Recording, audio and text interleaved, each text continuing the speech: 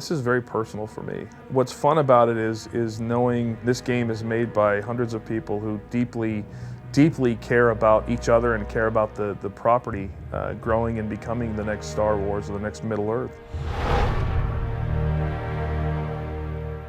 Whether you're writing a book or making a video game or making a movie, your first job is to get your reader, your player, your viewer to suspend disbelief. There's no point starting unless you have a fresh, exciting idea. We at the very beginning said we have to have at least 10 whoa moments. And those are the moments that you just sort of assume you know what's going to happen because you've played so many games and you surprise the audience. The challenge is to get people interested in it. If you create a story that is interesting, people will want to play it. Why do we fight? Because there is hope.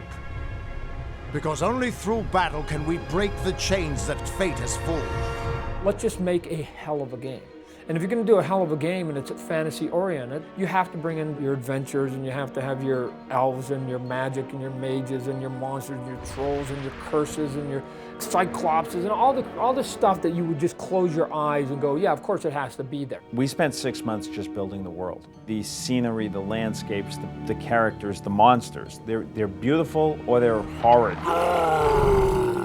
But there's a vividness about the image. It has meaning and resonance. It's coherence. The main character in Reckoning starts the game waking up on a pile of corpses. Well, you're dead, see? But you wake from the dead. You're the first person in history that did that. But once you come out of it, you're sort of an empty husk, if you will.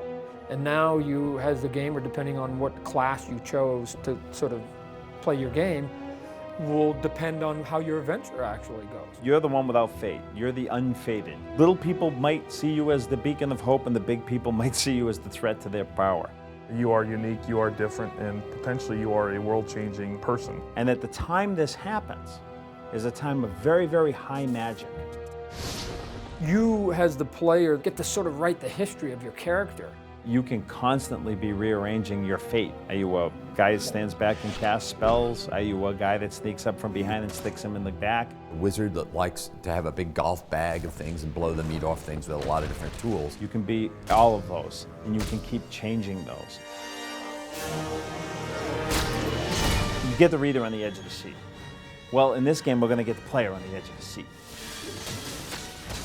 I want you to be able to see things and say, oh God, am I that badass that suddenly did that? If you love combat, if you're a Mortal Kombat, God of War type of gamer, then there's hundreds of hours of deep immersive combat and gameplay here.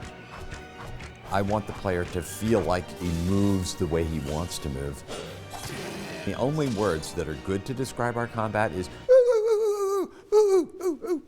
if you're a hardcore RPG, questing, Oblivion kind of gamer, there's hundreds of hours of gameplay in this game as well. Every time you play the game, it's almost going to sort of feel fresh and new, because once you get through your 200+ hours of gameplay and you go, I want to do it all over again, even if you pick the same guy, try to do the same path, you can't get there. That draws people in. And other than that, it's just a blast to play.